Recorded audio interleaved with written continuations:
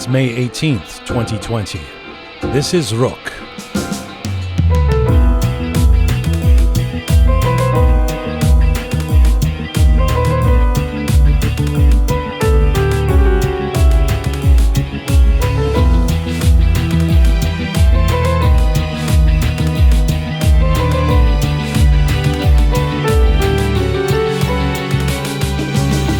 Confounding collision of contradictions that can be Iranian culture is no secret to those of us in the diaspora.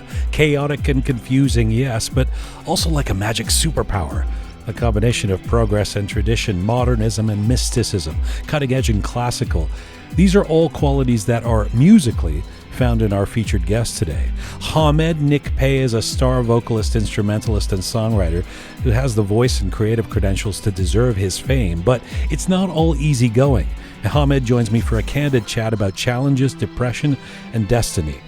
This is stories from, to, and about the Iranian diaspora. I'm Jian Ghomeshi. This is Roqe.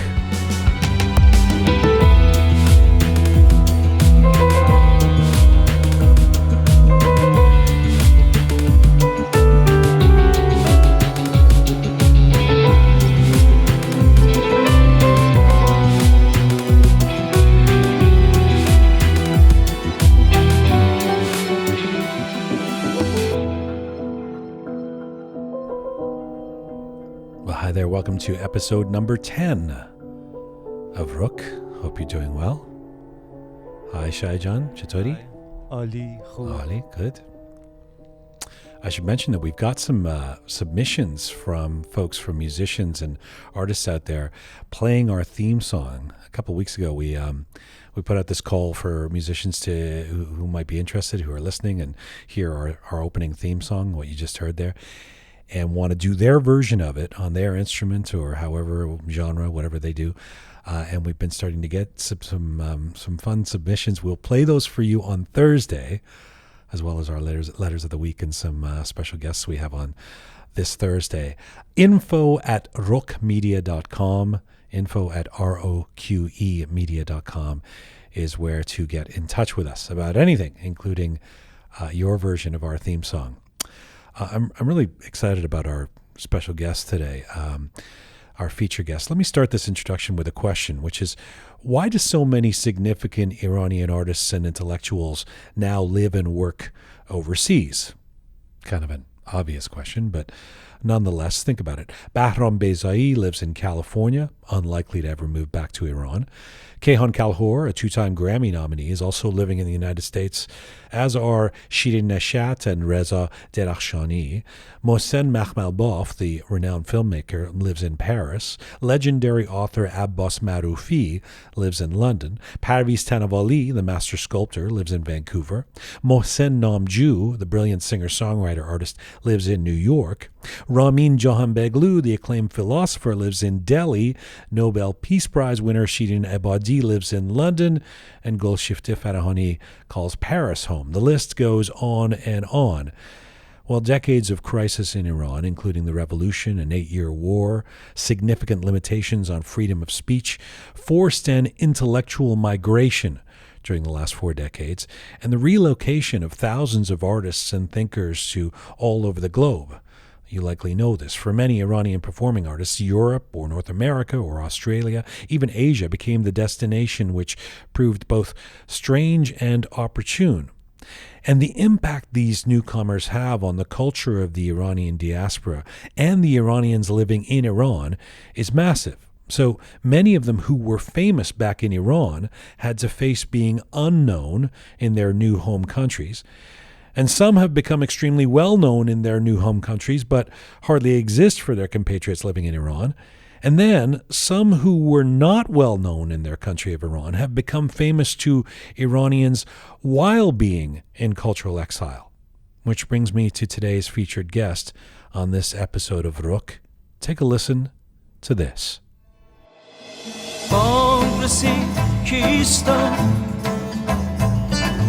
گفتم منم غلام ده گفتم منم غلام ده گفتم منم غلام ده.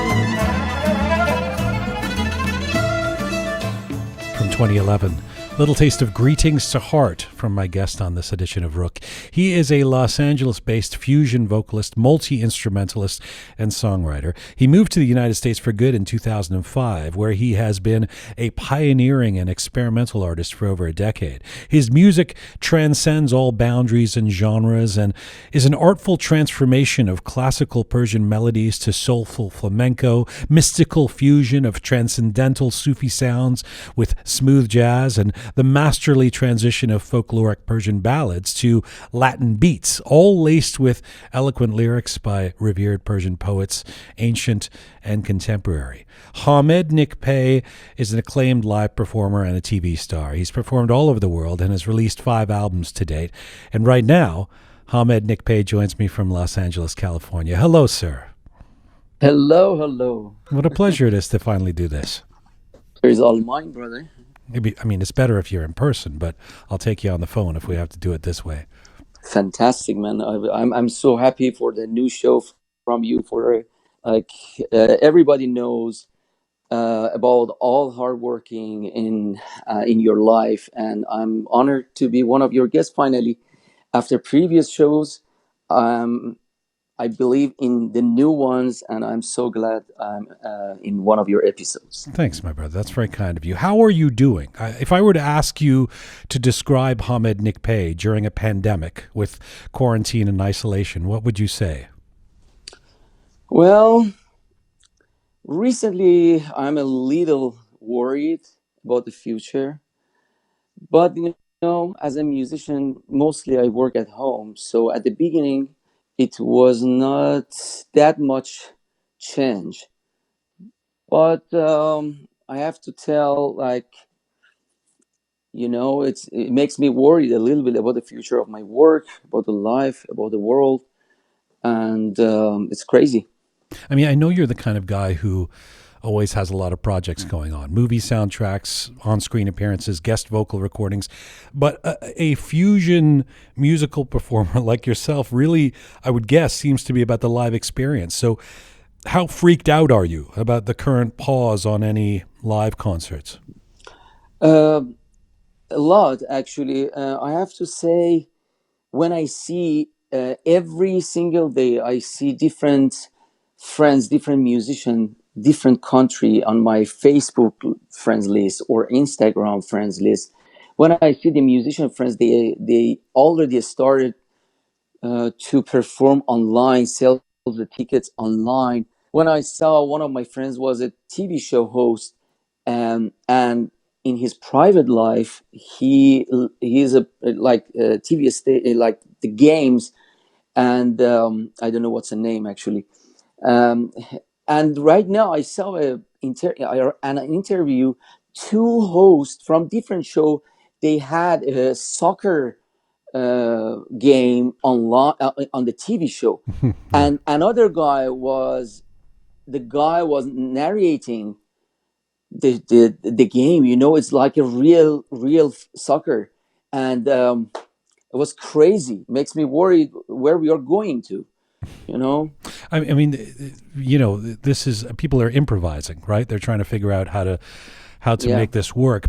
And I asked Sonos Sotude, the classical pianist, this a couple of weeks ago. But I mean, there seems to be this notion. I guess people are trying to make this work that you can somehow still get the experience of a concert through a Zoom session. If you watch Chris Martin from Coldplay zooming from his bedroom, that will somehow be exciting. But what you do is, dare I say, having seen you perform live a couple of times, is a mystical kind of experience in itself. Of Do course. you actually Of think you course. can communicate You what you know, do you know, online? for me, it has two sides. One side, it's before of the isolation time.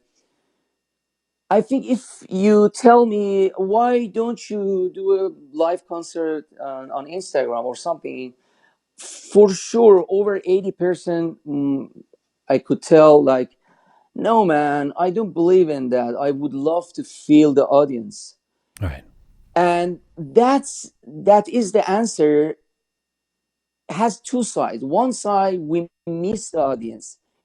being, when you are uncomfortable before the show and excited to go and perform for your audience, that's part of the joy, part of the concert. Right. But when you already miss that and sit in your room with your hoodies and you want to perform, of course we miss a lot of those feelings. But can you imagine, after this time everything will be normal, which is, I don't think so, for a long time. And then I think most of us see differently to our performance. We have live performance and kind of the online performances. So that's my vision. I think has a good side and bad side, but mostly it's going to be crazy. It's not easy. You can imagine tomorrow, everybody says, okay, we are fine, we should go out. And I'm sure at least a year, 1 year, we need time to Yeah. be, comfortable with the I mean, situation. who's going to go in a mosh pit right now? I mean, some people might, but I don't. Who's going to go to a festival, even an outdoor festival, where No where one, you're normally no one, cramped against each other, watching music, and yeah, I mean, because it's the OCD became epidemic. You know what I mean? Like, every one of us, you say, "Oh, I don't know," or everyone are sick or they're good. That makes sense. That for a long time we are not going to be comfortable with this situation. By the way, are you wearing a hoodie right now? Maybe yes, maybe not. I was wondering where the reference came from. You must. Oh, you're clearly wearing a hoodie. Although I hope you still have your eye makeup on. It's important even at home. Hamid, how does this affect you financially? If you don't mind me asking you a Roqe question Of about that. course not. Everybody knows I don't have anything to hide. Everybody knows I say whatever I want to say. It's zero, man. It's zero. Even from the outside, maybe the people think I don't need it. Actually, something happened today. I really want to share with you after this, and about the financial situation and the donation and stuff. And I'm back, man. I'm back, because in the compare of the other musician, different genre like a pop, as a fusionist, as a kind of, I have a more limited audience. And I can tell every year I had five show a year, but another musician, at least they have 20 or 15. Hmm. And so now I don't have those shows. I don't have students. And even the people says online, um, I don't see myself to do that, because a lot of people, they are interested about music. Most of my fans are in Iran, and that doesn't work. So it affected me, and I have a lot of payments. For example, I have a motorcycle, but we have a loan. Well, We have to pay that. Why we have to pay for yeah. a lot of things. I'll get to the implications of what it means to have such a big fan base in Iran, but نمیخوام اذیتت بکنم اینو بپرسم, but نه خوش if you're really broke, I mean that's a very different reality from the way people may think of you as a famous guy who's probably very wealthy, riding around on his Harley, laying Nah. poolside at a mansion in California. It's not like here. So it's not like here. How do you make sense of that disconnect between fiction and It's reality? bad. It's bad. Can you imagine? For example, I have almost 1 million fans. Can you imagine only 10%? If they buy only $1.99 song from iTunes, how much I'm gonna make? We don't have that. For example, I want to give you. What do you a mean we don't bad- have that? You mean in Iran? They cannot. Mostly in our culture, basically, even they are outside of Iran, they don't understand. They have to pay for the music. We worked hard for it, not to free download it. And another side in Iran, they don't have that options to pay us to buy. Yeah. I had a very weird and dark experience today morning. Like during the COVID-19, the Spotify had that idea to do kind of the fundraising for the Spotify's artists. Okay. So it was a good option. It was a good option. I was not shy to say, okay. And they said, do you want to have that fundraising? Even you want to help your band, or even you want to help yourself, and we can ask your fans if they like, they can donate. It was a good idea. I was like, okay. Sounds good. Yeah. And today morning I woke up and I received an email from PayPal, and a guy was sending me a $50, and they said, hello sir, I hope you're doing well. قابل شما رو نداره. حالا نمیدونم اینو چجوری باید انگلیسی بگم. Farsi good. This is nothing. So, but why don't you? Yeah, I hope pretty soon we can have a live sessions. Okay, very Iranian. Like they help and they compare. They say, instead of that one teach me with the price I pay. This is sad. I don't want to say there is not a good people out there, but lots of people, they don't know how to support.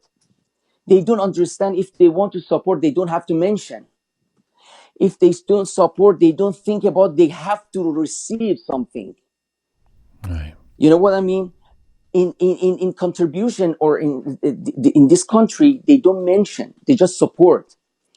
And Well, there's also, but to be fair, there's also infrastructure here in the cultural sector, thankfully, here I mean, for example, the Western world or North America, where you would be receiving, for example, royalties every time, songs are played, that famous songs that you recorded in Iran, and that you don't get from those millions of fans in Iran, because there's no Exactly. publishing infrastructure there, right?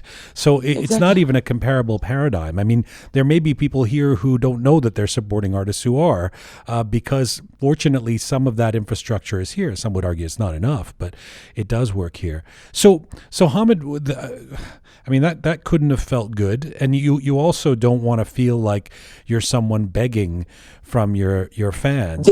Exactly. And I refound it. Exactly. That's why I refound it. And I said, man, I was not sure what's going on with this type of support, but it seems you are not happy because they didn't explain well to you. So please accept this. I would love to return back to you, because it's not going to feel good for me. As unwar, I just immediately I canceled that. Because of, you say, Hamid, because exactly made me so uncomfortable in the position I am. Another side, I was dreaming to be famous or popular or something like these days, but now I don't like it, because it doesn't help. نه تنها فقط کمکت نمیکنه، بلکه تو هم معذب میشه. You make you uncomfortable. Right. That even I'm famous, the people think I don't need support, and right now I have to. The last thing we need is to give Hamid Exactly. Nikpay money. He's doing crazy. fine. Yeah. I'm in pain because all of my musicians, they receive a lot of support. They applied for the government stuff. They are comfortable because they are not front row. But when you are a vocalist or band leader, or you are the star of that era, and it makes you limited, makes you shy, makes you that even you need it, you cannot ask it. That's if you ask me how's the feeling, this is the feeling. Hamid, I was going to ask you about. I mean, you've been somewhat open about the fact that you've suffered from anxiety and depression over the years, and I feel like I can ask you it as somebody who also has suffered from anxiety. I was going to ask you about that in the context of COVID-19, but with financial pressures that most people are feeling, certainly, but the way you've just described it, how do those conditions or feelings become more pronounced for you in this period? Honestly, no. My anxiety and depression, it's not, it's more than that. These days, at least I'm married. My wife is a nurse. She works, and that she helps. But it doesn't mean I don't need for my side. You know what I mean? When you live together, you want to contribute. Is not in one shoulder. Yes. It's supposed to be in two shoulders. You know what I mean? And when I am asking about this, because of that position, but for me, the anxiety and those stuff, it's somehow the financially these days for me is a little complicated. You know what I mean? It doesn't makes me another side with anxiety because my wife helps some part of it, but another side makes me sad because I may I feel not good enough for myself these days to make myself happy and satisfied. But you don't have You to know what? take extra medication right now, or something like that. You're No, not. no, no. I do, man. This is a long story, man. I First of all, when I was a kid, I lost my dad. I grew up with a single mom. She was 28 years old when she had me, and we were in car accident. Can you imagine? Already, you don't have a dad. Your mom is, of course, she's depressed. Mm. Another side, she works as a nurse at the hospital. You don't see her, and you grow up with your grandma. But another side, you grow up with a lots of pressure in that country, with a single mom, with a lots of things, and then you became a student, and you became at the university. You're like studying at the university, and but during that one, a lots of things m- helped my anxiety attacks and depression. And another side, like my mom got Alzheimer, it was another shock. Yeah. Helped me to support the system to have the anxiety attacks. So I cannot leave the medicine, unfortunately, and I have to have it. And I, I'm okay to share with you because a lot of friends, they are depressed, especially the artists. They don't take care of it. They shy. They think if they have to take a pills or see the doctors, the people call them or crazy That or they'll be divune or stigmatized. something. Well, It's not like that. I was going to You ask you know, about that because particularly in the Iranian community, there tends to be, first of all, there's a strand of our culture where it's like you should be private about you don't tell people if you have some ailment or some problems or something like that.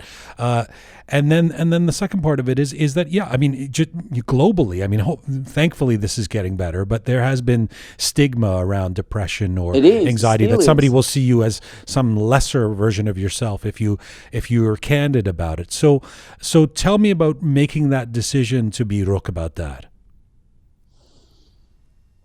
I didn't make a decision. It's me. It's my personality. I'm that. Some people, we have two type of people. They hold in themselves, and the people they would love to share their life in outside. I am the second one. So um, makes me feel actually good to share. Makes me more comfortable. Makes me more normal to people around me knows, and especially on the TV shows. And when I've got a lot of fans in another level, and they always say, "Oh, Mr. Nikpay, you are very calm. Your face is full of peace, Mm. and It's good true. for You you. have a I beautiful, wish sympathetic it could face. be around you, man." And then they didn't know exactly the same time they saw my face on the TV. It was the horrible, worst time of my life Mm. because I just recognized my mom had Alzheimer, and I just recognized one of my close, I don't want to say family or another things, I don't know how to share. They got the, like, he became like a, um, oh my God, the lawyer for my mom or something Mm-hmm. like that. Mm-hmm. And he sold our house, and I was not in Iran, and my mom was at the beginning of Alzheimer. They got her signature, and that's it. And it was 5 minutes before the TV show going on the air live, and I have to say, that's part of our acts. That's a part of the face that we learned in the time how to control our face as a professional person. But the opposite is also true with you. Watching Hamid Nikpay perform is an interesting experience because it's quite physical and visceral, and you sometimes your arms are flowing, your eyes are closed, you can look like you're in pain or ecstasy. Exactly. I know you're a performer, But and some of that is acting. That's a performance. That is a performance. I was going to ask if you ever tap into this. But as a TV show, I was just a judge in the Iranian X Factor, and I didn't act like 100%, but I could be into the show and forget for a moment. I mean, the people, they see just in 1 hour your life, but in the reality, I want to share the people.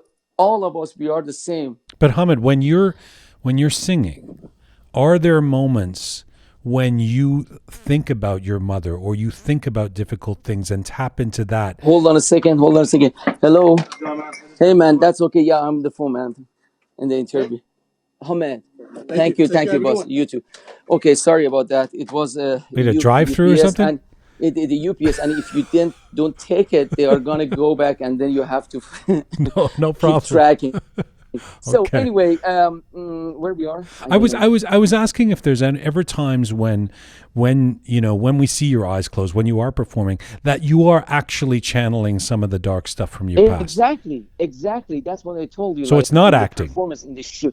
It's not, man. I'm indifferent, and that's a healing for me.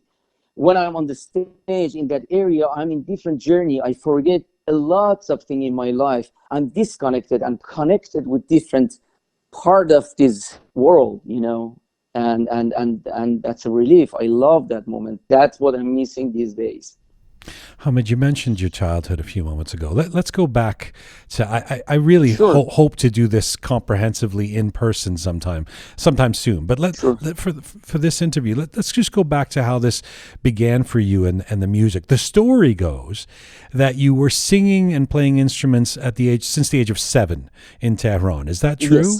Yes. How did that happen? Started studying. My mom was listening a lot to classical music, Iranian, and even my mom was not from Azeri side, but she was listening in the Baku music and classical music from Baku, and she was listening to music a lot, and she was kind of the intellectual, and so she was studying Iranian traditional avaz, singing. So it was a good foundation for that. It was such an inspiration. And then after that, and at the age of 9, I just decided to follow in the way I want to study, because I started with classical violin and I didn't like it. And at the age of 9, I started sitar and tar. So that was the reason. It's such an interesting choice for a 9-year-old, though, or a kid, Yes. to be choosing this mystical, poetical route when the options would be the sort of the prescribed classical player or very popular, pop music. You could be like, I want to be RF, So why do you think my mom didn't listen? I think that side is because of my mom. I don't say it's good, but she was kind of very dogmatic, you know what I mean, in the classical. Mm-hmm. She didn't like the pop music. No, this is not a good music, we don't listen to those stuff, they are shallow, they don't have. But it is wrong, when you are talking about Farhad, Daryush, Gugush, a lot of Feridun Frougi, a lot of great pop music back then. So I don't say it's good, but I didn't have any inspiration to listen to that. Interesting. I want to. You then follow this musical path, and you end up studying music in Iran, yes. And this leads up to this pivotal moment in your life, which is 2005, when you end up leaving Iran. But just before that, I want to get a sense of what your music career was like in Iran. I want to play just a little something from this era that you recorded from the Rumi ensemble. Take a listen to this.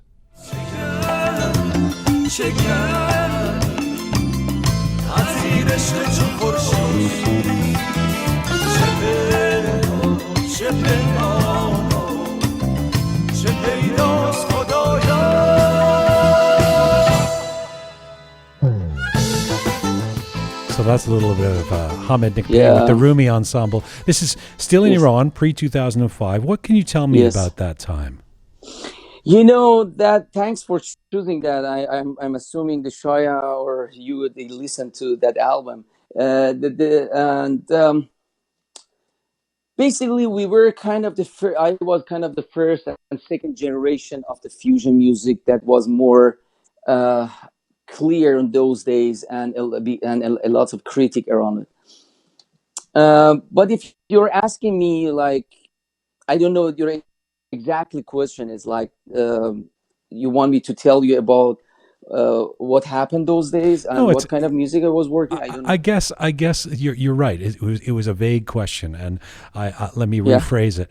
Do you, do you look back fondly at that time, or do you think of that as a time when you were struggling to build a music career? No, man. It was at the beginning. It was my way. It was my future.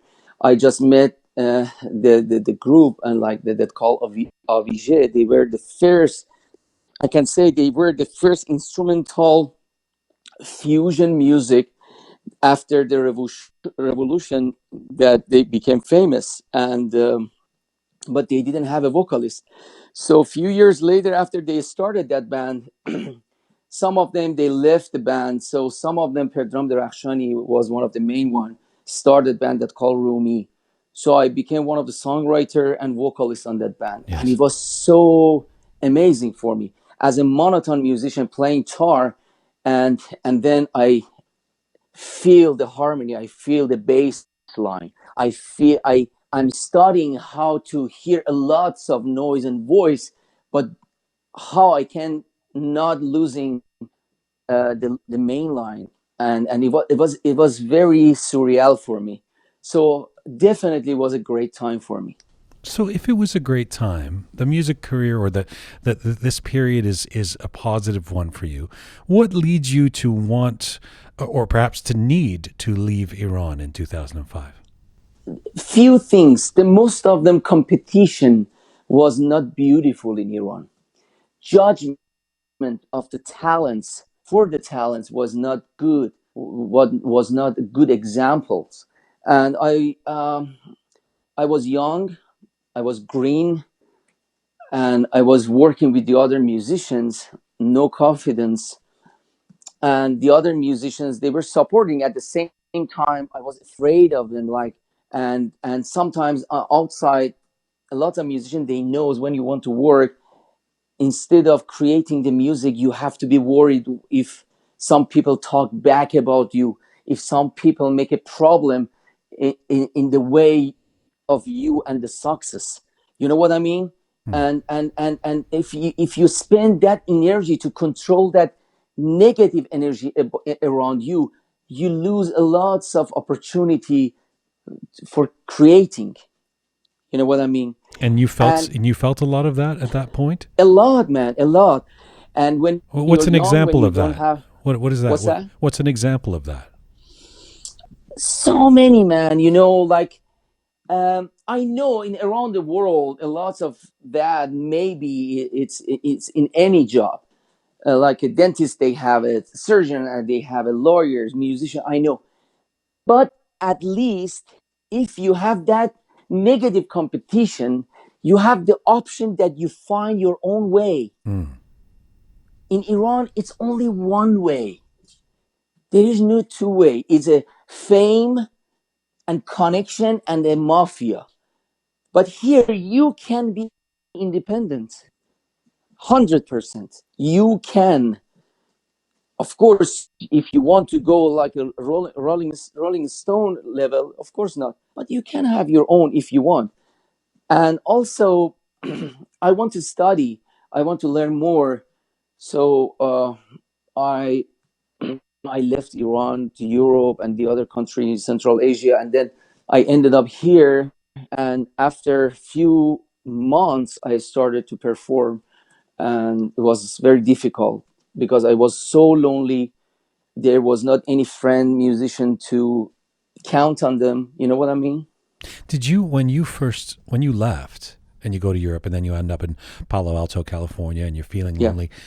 I mean, at this point, it's been 15 years that you're pretty much, you live in the diaspora. I don't know if you have any plans ever to return to Iran, but I would assume not. Never. Did you know that then? Did you know that this was it? That you're gone forever? At the beginning, I knew it. I didn't have anything back there. I was not rich, no father, no opportunity. I was working with a musician I love, but the concert was not enough. Lots of things, and I didn't like it, man. Honestly, for a long time, I had a dream to be in United States, and the reason was, my aunt was here. Always, she was a role model for me and my mom. And when you're a kid, you want to be better. You take a look of the people you like. You know what I mean? Your favorites. And then I, at the age of 27, and I ended up in Palo Alto. We played a bit of Greetings to Heart. I don't know what is it. Hazrat Adel? What's the? No, Salam Adel. Salam Adel. Salam Adel. This is from 2011 at the top of the interview. That's one of your bigger songs in your career after leaving Iran. It's interesting to me because you become this seemingly more creative, you go into more interesting directions after you leave. And is it strange for you to consider that you've made music that is more resonant with Iranians outside and inside Iran since actually leaving your homeland? Yes, because I was able to do whatever I want. In Iran, it was not only the political situation, judgment, man, being afraid of what they think about you. It's always with us. Always we have some some people, some person, some group of our job, our music or whatever, that it's important for us to have their approval. And you live with that for a long time. Oh, if I play this, my friend probably they think is shallow, and this is not masterful, this is not, but here, fuck it, man, feel free, whatever you want. You have a chance to experiment. You have a chance to create whatever you are. It's endless. You became unchained. I feel over there, if you depend on some people, they are successful and you want to be successful with them, they have control on you. No, don't sing like that. No, I don't like it. And you see, okay, I need this guy. I have to listen to this guy. That's the culture we have over there. Oh, we need this. Oh, don't be bad. But don't you feel like the the Iranian community has transplanted that here too, or do you feel like that doesn't, that sort of exactly, man? They didn't live it, and I was one of the luckiest because I can tell for sure. I was one and the only one in my area in San Francisco or Iranian community. 95% of musicians, they were non-Iranian. Only music director was Iranian. And that helped, man, because we were creating respect, forgetting being selfish, always supporting the star of that night. Always we think about, if that person shine, we shine. But can you imagine if I had Iranian colleagues, always, how many, okay, how long I'm gonna have solo? Why your name is bigger than us in the poster? How come you make $10,000 but you pay us 800? Well, so that means I can didn't try. Listen, I can tell you as a guy who was in a touring band for 10 years on the road around the world, that exists in the non-Iranian community too. that kind of stuff. But that bothers. But I am assuming in the professional things, probably it's so. In that case, it depends on the people you join your moments. You around with. So my band, always, they were better than me. They were super famous. The tabla player, there was a co-writer for Hans Zimmerman. My bass player, Hossein Jeffrey, was, I don't say the Yanni is the best one maybe, but he was his bass player. The drummer, Joey Heredia, he was one of the 3 top drummer in LA, and always I learned from them. Always they supported me. Always I was not uncomfortable and insecure. I swear to God, you know why? Because in that case, they are satisfied. They just look forward. Mm. You know, in my experience, mostly the people I had a chance, you could feel their ego more than the creativity Hmm. in past. But right now, and in past 14 years, I really enjoyed my time. I I was I was late for one album to another album. I was not active that much, but I can say, if you say how come I was more creative, it's because I was in a right crowd. Yeah, that sounds like it. You know, you also in recent years, your life changed, as did your fame, when you decided to take a gig as a judge on this Iranian X Factor, or stage as it was called, that was shot in England, I think, right?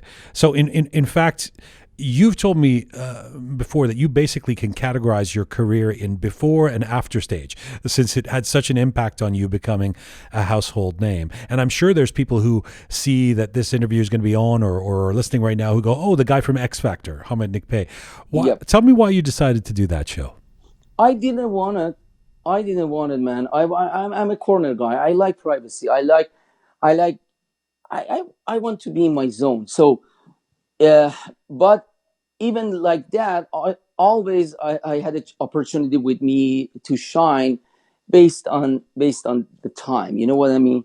So in that part, my friend Raha, he was a famous host for this famous TV called Manoto, and accidentally, after few years, I was with my mom. Actually, she had Alzheimer. I was helping her to eat, and at the restaurant, and somehow he said, "Hamed, and is that you?" And I said, "Oh, Rahul, where do you up to, man?" And he said, "Listen, I'm here to produce some shows." And at the end, he said, "Man, I'm gonna call you tomorrow."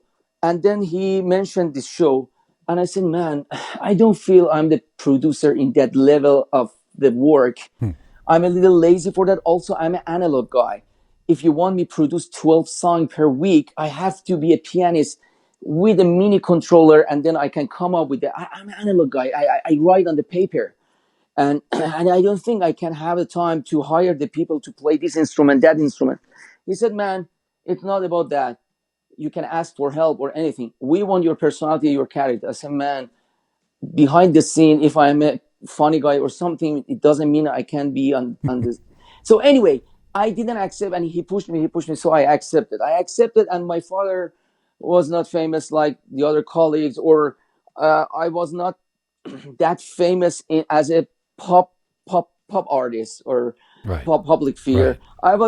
I was well known with the music industry, in the fusion music industry and traditional, but not that much. But I had my own fan base. I had something like 4,000 follower, and it became 7,000, and then uh, so I had five comments on my music, and I was sure all of them, they listened to my music, even they were critic, they knew my music. But right now, you don't know it. A lots of them, they just like your personality on the show. Now you have a uh, million on your Instagram. yes, I do. So, I do so have, and does it and mess tag. with your head when you're the kind of musician you were, below It's the crazy. radar It's not of the healthy. big pop It's world? not healthy. It's not healthy. Well, tell It's me. not healthy at all. And I learned it's not easy, man. When you expose to that level of the fame, your fame as a fusion music become as an actor for the Iranian TV show. You know what I mean? Like, suddenly, and you see, wow, lots of people, they give you love, love, love. Okay, but after that, a lots of things you don't know. You cannot be in touch with them directly. You don't have to answer. And I said, no, I have to be humble. I have to. 1 year takes to. I learn, if you they say something, they write to you. If you say thank you, that means you're in relationship with them. And they say, oh, the other side, the people don't answer. They say, oh, this guy has ego. No, you know, makes you afraid of the stalker, makes you afraid of the people they don't respect your privacy. But And after, yeah, in wanting to appease or please all of those new fans, does it fuck with your head in terms of the creativity of saying, oh, mostly, now I have to write a pop song that dude, the 1 million exactly. people are from X Factor are going to like, because if I go back and do my Rumi ensemble kind of stuff, they're not going to totally get it, and I have to. This is my bread and butter now. 100%. It takes a year and a half. I came back to my roots. For 1 year and a half, I was in a big confusion between the people. They said, man, you have a bass, right? You have lots of good fan, and you have to create song every month. I said, man, I'm not a pop musician. In pop culture, mostly each month on the radio, Javan, you have to have one song. It doesn't work for me like that. And then I was trying to switch from the fusion, world music fusion, to switch to pop fusion, and I didn't want it. And I worked hard to not go there.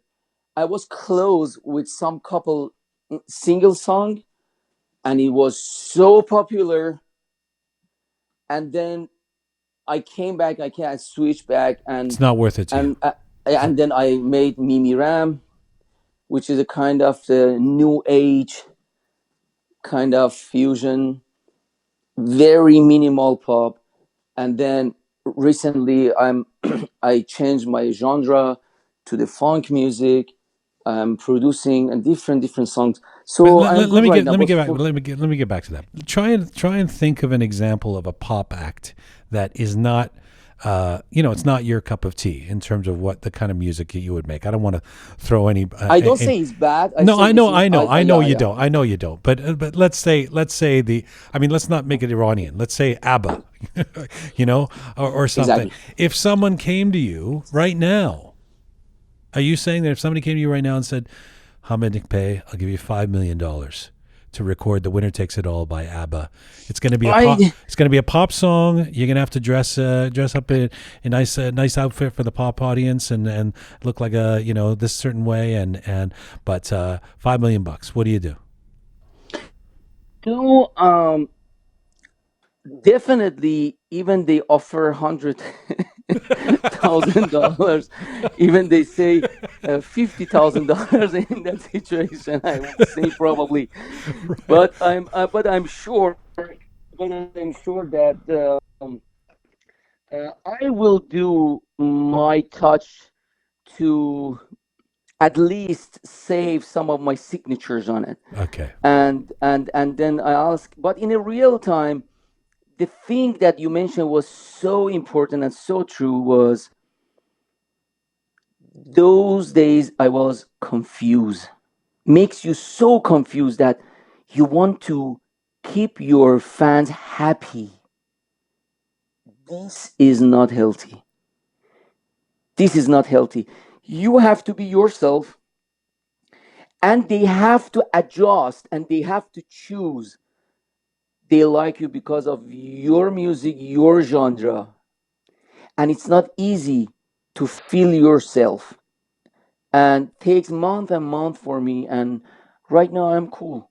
I know what am I doing, and but those days definitely it's also not easy because you're displaced from them. So let's get back to what you mentioned earlier, which is that you develop this massive following, most of which is in Iran.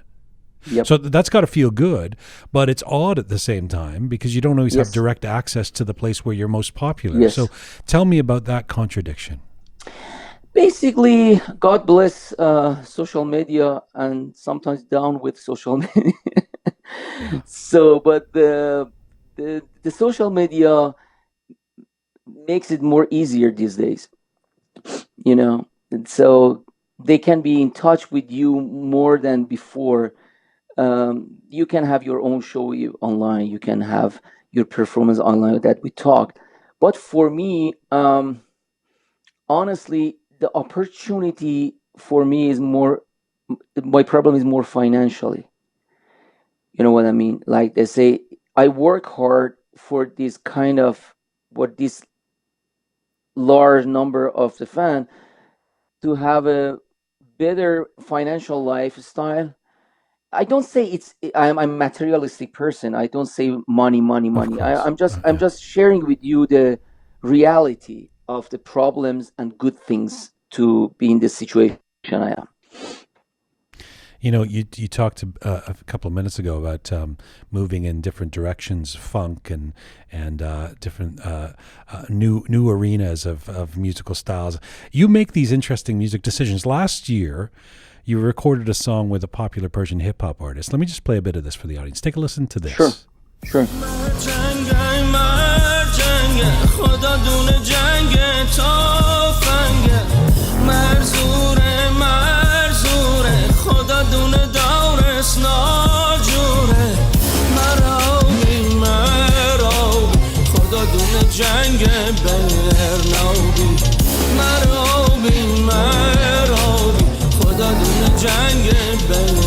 پس از خطر رفت از سر کم کم عوض شدم من قلبن کم کم. So that's a little taste of Ma Jang, released last year. That is Erfan Asadi, Yeah. and my guest today, the singular Hamed Nikpay, who you just heard on vocals. So I happen to be a real fan of Erfan, but he's not the most sophisticated artist in terms of poetic lyrics or mystical sounds. So tell me about the decision to work with him. So being a fusion vocalist, so always I'm open to any genre, any music that I like. I like collaboration. And I listen to the music they share, and if I feel that I can share my best on that program, that project, I'll do that. And I'm not actually limited like some of my colleagues that they don't share the music for a specific music. I believe in music, good music. You know what I mean?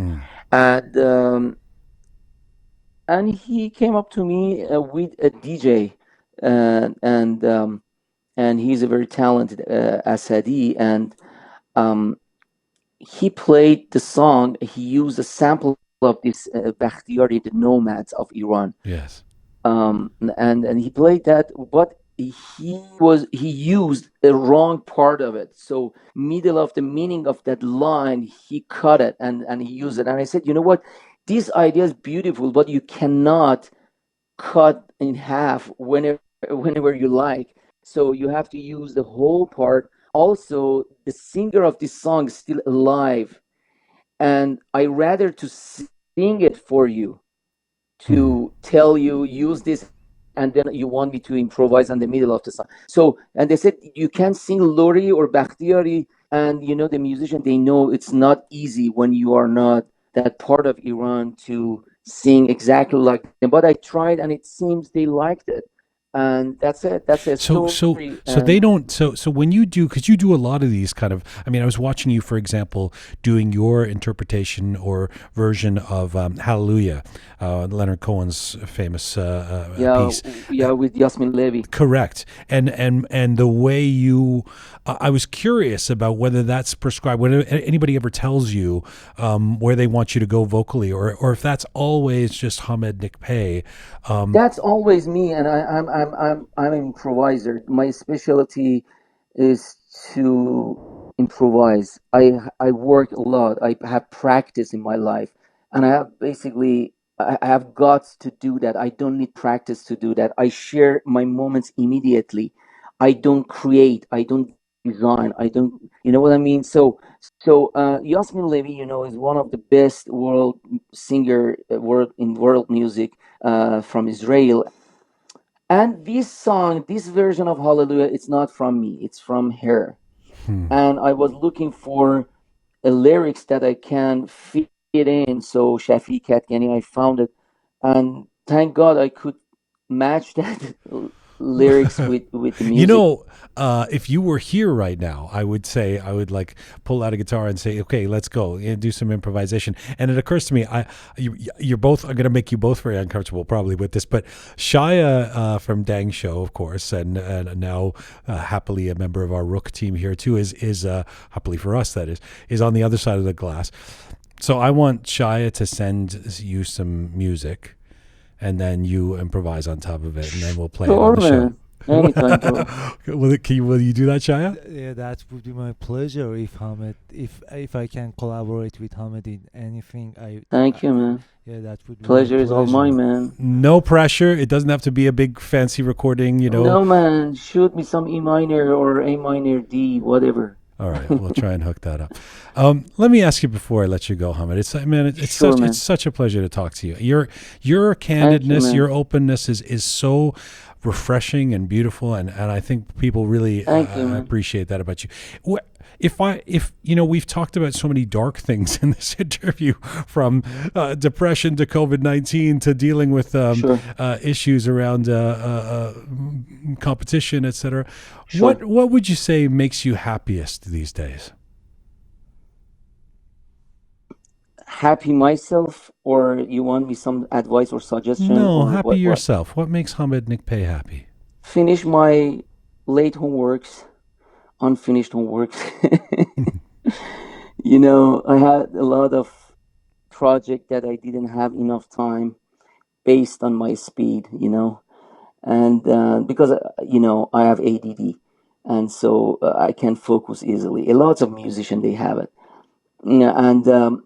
And so I have a lot of open project few from last year, and a couple years ago. So step by step, I'm getting there, and I have more time to not think about the deadlines. That's a good thing for me. And but honestly, I miss something out there as well. You know what I mean?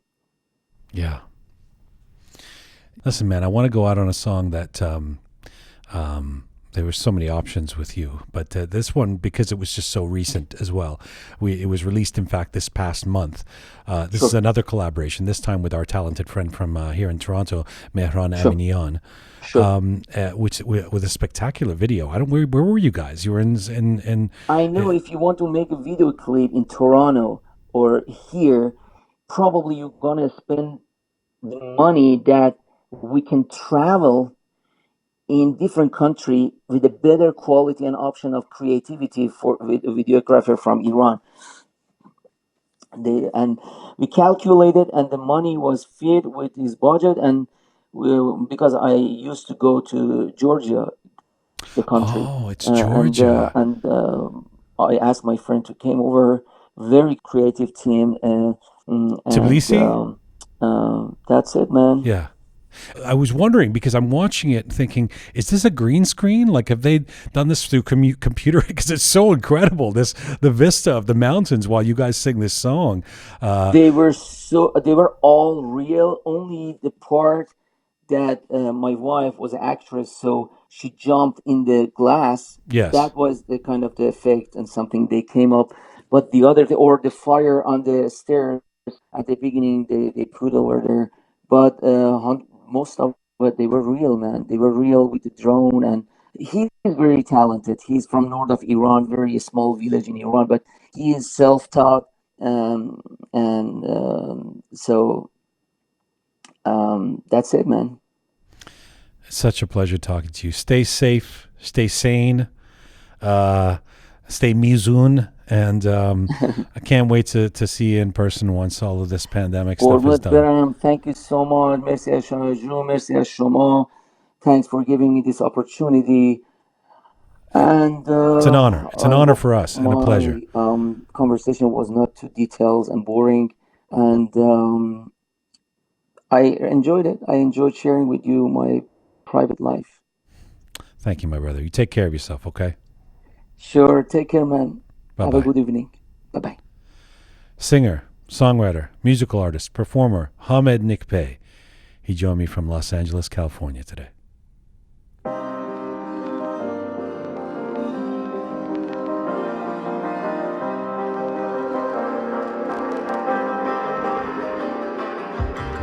Let's go out on this song, just released from Hamid and Mehran Aminian, Ashufte Del. This is Full Time for Roqe today. Thanks to our incredible little team. Remember, you can subscribe at YouTube, iTunes, Spotify, and SoundCloud, and email us at info@roqemedia.com. It will work. Mizun Bashi. دیریست کین آشفته دل گم کرده ره دنبال تو در گلشن و در بوستان می جوید او تمثال تو با چشم سر می جویدت با چشم دل می پویدت خالیز تو این دیدگان این سینه مالا مال تو حال من احوال من در حسرت و آمال تو این روز من این سوز من حالین من و این حال تو حالین من و این حال تو این وصف قیل و قال تو این تیره روزی بخت من وان صبح روشن فال تو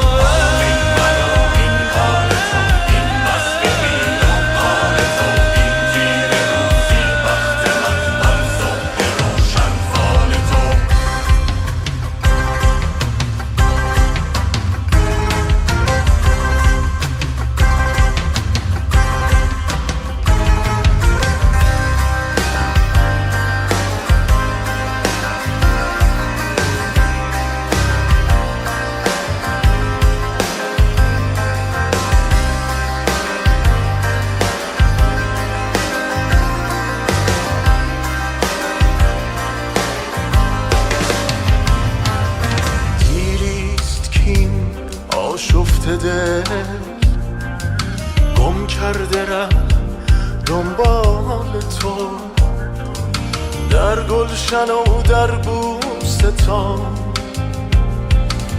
می جوید او تمثال تو عشقت به یه جان آمده صبرم به پایان آمده خون دل شیدای من آخر شود پامال تو